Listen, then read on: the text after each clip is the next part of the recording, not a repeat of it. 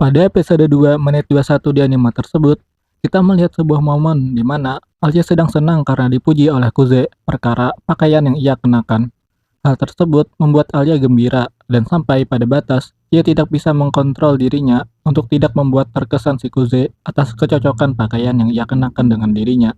Hal tersebut membuat saya berpikir, kenapa dipuji oleh orang lain itu terasa menyenangkan. Ada sebuah eksperimen yang dilakukan oleh Ibnu Sina dengan menempatkan dua ekor domba di tempat yang berbeda.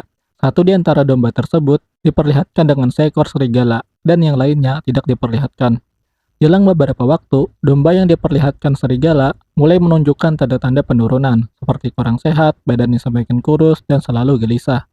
Hal ini berbeda dengan domba satunya yang tidak diperlihatkan dengan serigala, yang mana ia masih bisa hidup sehat dan baik. Alhasil, karena domba yang diperlihatkan dengan serigala tersebut kondisinya semakin memburuk, ia mati setelah beberapa waktu dari kondisi buruknya tersebut. Eksperimen ini berkorelasi dengan teori yang dijabarkan oleh Zhang tentang teori pembentukan hasrat. Pada suatu istilah yang dijabarkannya sebagai keinginan untuk menjadi subjek yang utuh, atau sederhananya, keinginan untuk menjadi bodoh. Singkatnya, setelah bayi memahami beberapa kosakata dan bahasa, bayi mulai kehilangan kepuasan dalam hidupnya, seperti di saat ia masih belum memahami bahasa. Alhasil, setiap hasrat yang dimiliki oleh bayi adalah selalu untuk kembali kepada kondisi kepuasan tersebut di saat ia masih di pangkuan ibunya pada saat ia masih belum memiliki pemahaman satupun terhadap bahasa.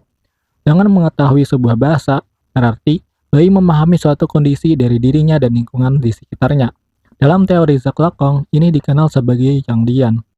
Pemahaman atas kondisi ini akan menimbulkan ketidakpuasan karena bayi akan terjebak dalam lingkaran penanda, circle of signifier, di mana bayi akan memahami dirinya dalam konsep bahasa-bahasa yang tidak akan pernah bisa menjelaskan dirinya yang sebenarnya. Bahasa cuma akan sampai bisa menjelaskan apa yang nampak bagi si bayi, menimbulkan konsep ego ideal. Bisa dibaca sebagai pemahaman tentang aku yang sebenarnya, yang tidak akan bisa menjadi diri si bayi itu sendiri.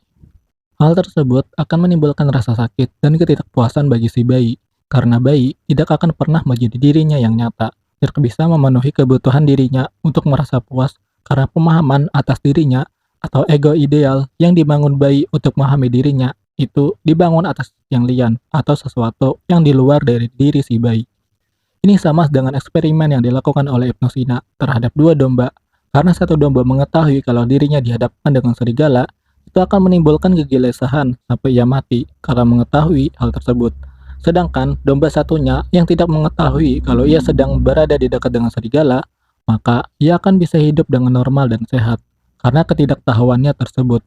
Bisa jadi Ibnu Sina di belakang hal tersebut menaruh seekor serigala, namun domba tersebut tidak dapat melihatnya.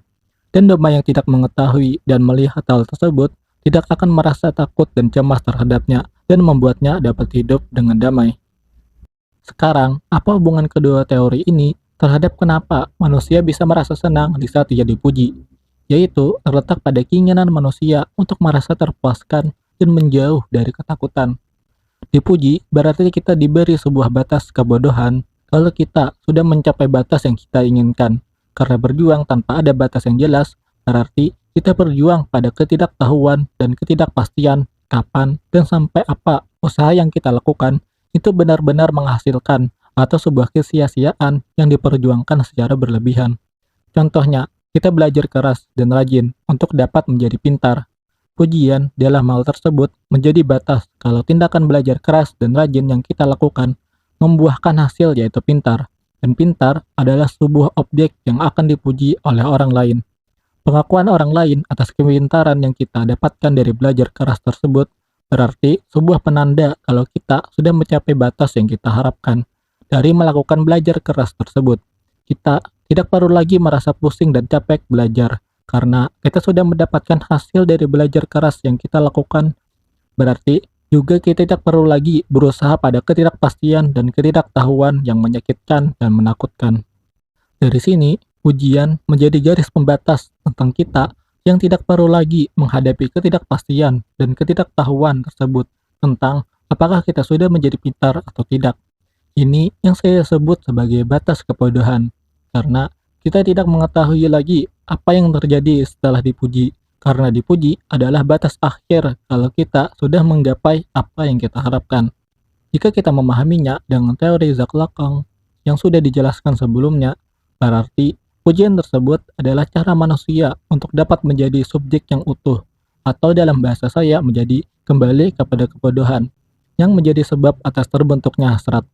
Hasrat yang dipenuhi berarti akan menimbulkan kebahagiaan, dan dari sinilah kenapa manusia bisa merasa senang karena dipuji.